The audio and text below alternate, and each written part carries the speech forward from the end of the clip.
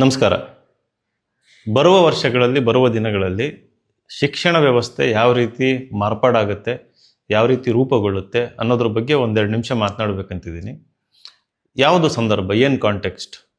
ಈಗ ಕೃತಕ ಬುದ್ಧಿಮತ್ತೆ ಅಂತ ಏನು ಹೇಳ್ತೀವಿ, ಆರ್ಟಿಫಿಷಿಯಲ್ ಇಂಟೆಲಿಜೆನ್ಸ್, ಇನ್ನು ಕೆಲವೇ ವರ್ಷಗಳಲ್ಲಿ, ಇನ್ನು 2-3 ವರ್ಷಗಳಲ್ಲಿ ಪ್ರತಿಯೊಂದು ಕ್ಲಾಸ್ ರೂಮಿಗೂ ಪ್ರವೇಶ ಮಾಡುತ್ತೆ, ಹಾಸ್ಪಿಟ್ಲಿಗೂ ಪ್ರವೇಶ ಮಾಡುತ್ತೆ. ಪ್ರತಿಯೊಂದು ರಂಗದಲ್ಲೂ, ಪ್ರತಿಯೊಂದು ಜೀವನದ ಪ್ರತಿಯೊಂದು ಮಾರ್ಗದಲ್ಲೂ ಕೂಡ ಅದು ಯಾವುದೋ ಒಂದು ರೀತಿಯಲ್ಲಿ ಪ್ರವೇಶ ಮಾಡೇ ಮಾಡುತ್ತೆ.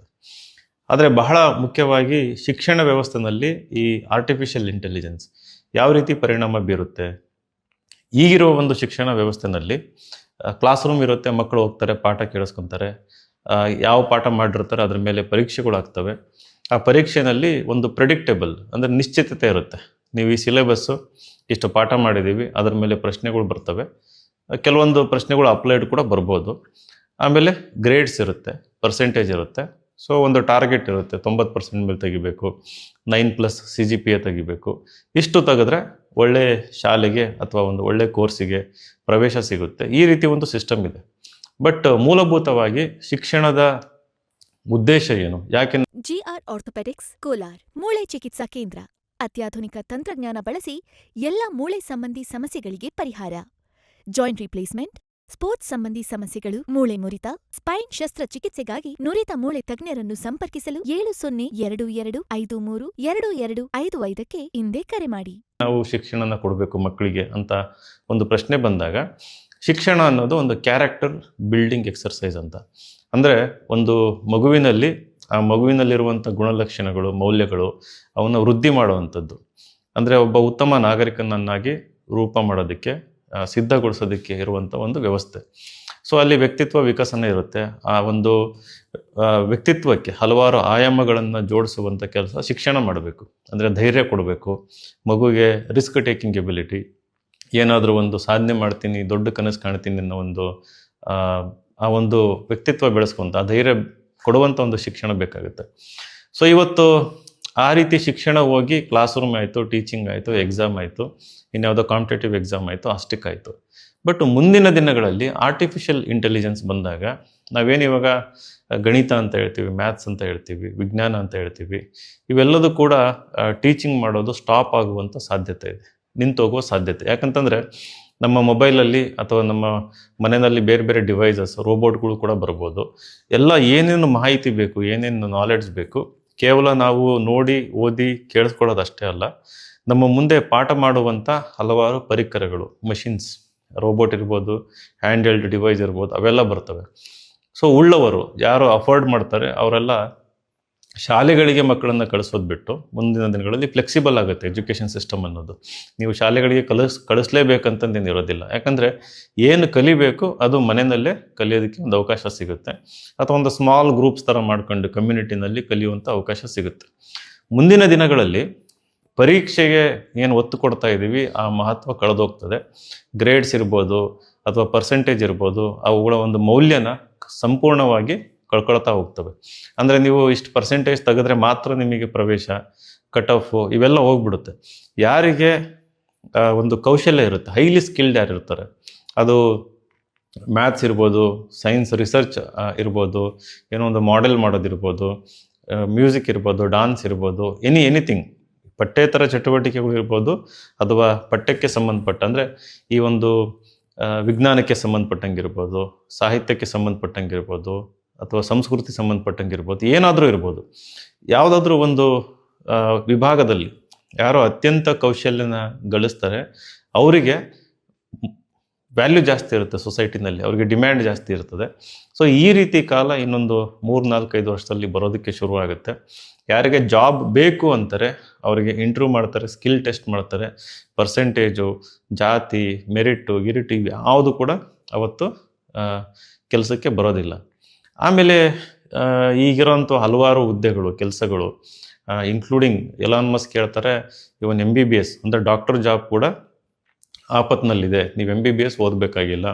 ಅದೇ ರೀತಿ ಹಲವಾರು ಬ್ರಾಂಚಸ್, ಇಂಜಿನಿಯರಿಂಗ್ ಅದೆಲ್ಲ ಹೋಗುತ್ತೆ. ಬಟ್ ರಿಸರ್ಚ್ ಅನ್ನೋದು ಉಳ್ಕೊಳ್ಳುತ್ತೆ.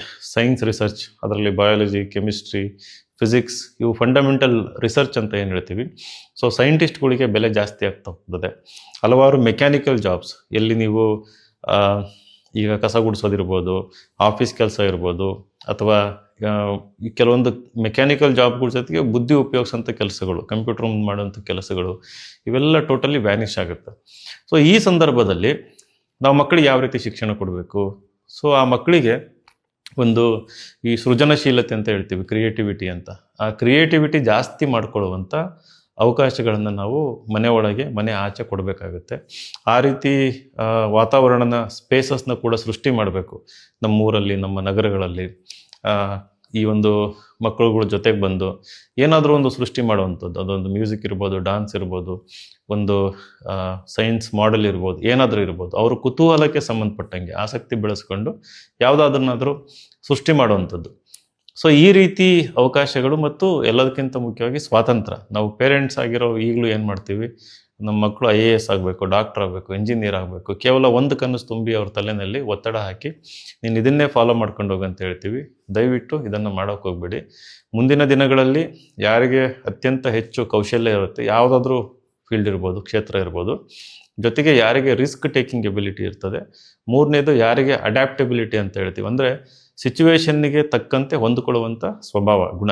ಅದು ಟಫ್ ಸಿಚುವೇಶನ್ ಇದ್ದರೆ ಇನ್ಸ್ಟೆಂಟ್ಲಿ ನೀವು ಅದಕ್ಕೆ ಟಫ್ ಆಗಬೇಕಾಗುತ್ತೆ. ಅದು ಅಂದರೆ this is the real intelligence. ನಿಜವಾದ ಚಾಣಾಕ್ಷತನ ಏನು ಅಂತಂದರೆ ಆ ಸಿಚುವೇಶನ್ಗೆ ತಕ್ಕಂತೆ ಅಡ್ಯಾಪ್ಟ್ ಆಗಿಬಿಟ್ಟು ಅದನ್ನು ಕಲ್ತ್ಬಿಟ್ಟು ಮತ್ತು ನಮ್ಮ ಆ ಸಂದರ್ಭಕ್ಕೆ ಅನುಗುಣವಾಗಿ ನಾವು ನಡ್ಕೊಂಡು ಹೋಗುವಂಥದ್ದು. ಸೊ ಈ ಒಂದು ಗುಣಗಳನ್ನು ನಾವು ಮಕ್ಕಳಲ್ಲಿ ಬೆಳೆಸಬೇಕು. ಸೊ ಇವೆಲ್ಲ ಅವ್ರಿಗೆ ಹೆಚ್ಚಿನದಾಗಿ ಆಟ ಆಡೋದಕ್ಕೆ ಕಳಿಸಿ, ಬೇರೆಯವ್ರ ಜೊತೆ ಬೆರೀಲಿ ಮಕ್ಕಳುಗಳ ಜೊತೆಗೆ, ಆಮೇಲೆ ಎಕ್ಸ್ಪೆರಿಮೆಂಟ್ ಮಾಡಲಿ, ಆಮೇಲೆ ನಿಮ್ಮ ಜೊತೆ ವಾದ ವಿವಾದಗಳನ್ನು ಮಾಡಲಿ, ಪ್ರಶ್ನೆಗಳನ್ನು ಹೆಚ್ಚು ಕೇಳೋ ರೀತಿಯಲ್ಲಿರಲಿ. ಏನೇ ಪ್ರಶ್ನೆ ಕೇಳಿದ್ರು ನೀವು ಕೂಡ ಹುಡುಕಿ ಉತ್ತರ ಕೊಡಿ. ಇವಾಗಲೇ ಮೊಬೈಲ್ ಡಿವೈಸಸ್ ಅವನ್ನೆಲ್ಲ ಕೊಡೋದಕ್ಕೆ ಹೋಗಬೇಡಿ. ಸ್ವಂತ ಬುದ್ಧಿ ಉಪಯೋಗಿಸೋಂಥದ್ದು, ಆ ರೀತಿ ಕೆಲಸಗಳನ್ನು ಜಾಸ್ತಿ ಮಾಡ್ತಾ ಹೋಗಲಿ. ಸೊ ಈ ರೀತಿ ನಾವು ಒಂದು ಅವಕಾಶಗಳನ್ನು ಮಕ್ಕಳಿಗೆ ಕೊಟ್ಟಾಗ ಮುಂದಿನ ದಿನಗಳಲ್ಲಿ ನನಗನ್ಸಿದ ಮಟ್ಟಿಗೆ, ಈಗೇನು ನಮ್ಮ ಭಾರತ ದೇಶದಲ್ಲಿ ಇನ್ನೊಂದು 10-15 ವರ್ಷ ಆಗ್ಬೋದು, ಬಟ್ ಬೇರೆ ದೇಶದಲ್ಲಿ ನಾವು ಇನ್ನೊಂದು 5 ವರ್ಷದಲ್ಲಿ ನೋಡೋಕೆ ಶುರು ಮಾಡ್ತೀವಿ. ಈ ಸ್ಕೂಲು, ಕಾಲೇಜು ಎಲ್ಲ ಕ್ಲೋಸ್ ಆಗ್ತಾ ಹೋಗ್ತವೆ. ಈಗಿರೋ ರೀತಿಯಲ್ಲಿ ಇರೋದಿಲ್ಲ. ಈ ಫಿಸಿಕಲ್ ಬ್ರಿಕ್ ಆ್ಯಂಡ್ ಮಾರ್ಟರ್ ಮಾಡಲ್ ಅಂತ ಹೇಳ್ತೀವಿ, ಅದೆಲ್ಲ ಹೋಗಲ್ಲ, ಅದೆಲ್ಲ ಹಾಳಾಗೋಗುತ್ತೆ ಅನ್ನೋದಕ್ಕಿಂತ ಪರಿವರ್ತನೆ ಆಗ್ತಾ ಹೋಗುತ್ತೆ, ಟ್ರಾನ್ಸ್ಫಾರ್ಮೇಷನ್. ಈಗ ನಮ್ಮ ಕರ್ನಾಟಕ ಅಥವಾ ನಮ್ಮ ದೇಶ ಅಂತ ಬಂದಾಗ ನಾವು ಇನ್ನೂ ಕೂಡ ಈಗಲೂ ಕೂಡ ಬಿಸಿ ಊಟ ಅಂತೆ ಮಕ್ಕಳಿಗೆ ಬೇಸಿಕ್ ಬರೀ ಓದೋದು ಅಥವಾ ಬರೆಯೋದನ್ನು ಕಲಿಸ್ತಾ ಇದ್ದೀವಿ. ಅವುಗಳು ಯಾವ ರೀತಿ ಸಶಕ್ತರಾಗಬೇಕು, ಯಾವ ರೀತಿ ಉತ್ತಮ ನಾಗರಿಕರಾಗಬೇಕು, ಯಾವ ರೀತಿ ಕ್ರಿಯೇಟಿವ್ ಆಗಬೇಕು, ಈ ರೀತಿ ಅವಕಾಶಗಳನ್ನು ನಾವು ಮಕ್ಕಳಿಗೆ ಕೊಡ್ತಾ ಇಲ್ಲ. ಸೊ ಕಳಪೆ ಶಿಕ್ಷಣ ಕೊಡ್ತಾ ಇದ್ದೀವಿ. ಅದು ಹಲವಾರು ಪ್ರೈವೇಟ್ ಸ್ಕೂಲಲ್ಲೂ ಇದೆ, ಗೌರ್ಮೆಂಟ್ ಸ್ಕೂಲಲ್ಲೂ ಇದೆ. ಪರ್ಮನೆಂಟ್ ಟೀಚರ್ಸ್ ಇಲ್ಲ. ಮುಂದಿನ ದಿನಗಳಲ್ಲಿ ಟೀಚರ್ ಜಾಬ್ಗೂ ಕೂಡ ಒಂದು ಆಪತ್ತು ಬರುವಂಥ ಸಂದರ್ಭ ಇದೆ. ನಾವು ಈಗಾಗಲೇ ನೋಡ್ತಾ ಇದ್ದೀವಿ, ಏನೋ ಒಂದು ರೋಬೋಟ್ ಬಂದು ನಾನು ಟೀಚರ್ ಅಂತ ಹೇಳ್ಕೊಳ್ಳೋದು. ಸೊ ಇವೆಲ್ಲ ಐ ಥಿಂಕ್ ಎಲ್ಲ ಕಡೆ ಬರೋದಕ್ಕೆ ಶುರು ಆಗುತ್ತೆ. ಸೊ ಹಾಗಾಗಿ ಬಹಳ ಮುಖ್ಯವಾಗಿ ಮಕ್ಕಳಿಗೆ ನೀವು ನಾನು ಈ ವಿಡಿಯೋದಲ್ಲಿ ಹೇಳಿದ ರೀತಿಯಲ್ಲಿ ಅವಕಾಶಗಳನ್ನು ಕೊಡಿ, ಒಂದು ಫ್ರೀಡಮ್ ಕೊಡಿ, ಆಮೇಲೆ ರಿಸ್ಕ್ ಟೇಕಿಂಗ್ ಆ್ಯಟಿಟ್ಯೂಡ್ನ ಅವರಿಗೆ ಕಲಿಸ್ಕೊಡಿ, ಆಮೇಲೆ ಸಾಹಿತ್ಯ ಓದುವಂಥ ಅಭ್ಯಾಸ ಮಾಡಿಸಿ, ಪುಸ್ತಕಗಳು, ದಿನಪತ್ರಿಕೆಗಳು, ಸುತ್ತಮುತ್ತ ಏನು ಆಗ್ತಾ ಇದೆ ಅದ್ರ ಬಗ್ಗೆ ಆಳವಾಗಿ ತಿಳ್ಕೊಳ್ಳುವಂಥ ಆಸಕ್ತಿ, ಸಂವೇದನಾಶೀಲತೆ, ಅಂದರೆ ರೆಸ್ಪಾಂಡ್ ಮಾಡೋದು. ಏನಾದರೂ ಒಂದು ಸಿಚುವೇಶನ್ ಆಯಿತು ಅಂದರೆ ಅದಕ್ಕೆ ರೆಸ್ಪಾಂಡ್ ಮಾಡಬೇಕು. ಸೊ ಇವನ್ನೆಲ್ಲ ಕಲಿಸಿದಾಗ ನನಗನ್ಸುತ್ತೆ ಯಾವುದೇ ಎಂಥ ಸಂದರ್ಭ ಬಂದರೂ ಮುಂದಿನ ದಿನಗಳಲ್ಲಿ ಅನಿಶ್ಚಿತತೆ ಅಂತ ಏನು ಹೇಳ್ತೀವಿ, ಅದಕ್ಕೆ ನಮ್ಮ ಮಕ್ಕಳು ಗಟ್ಟಿಯಾಗಿ ರೆಡಿಯಾಗಿರ್ತಾರೆ ಅಂತ. ಧನ್ಯವಾದ.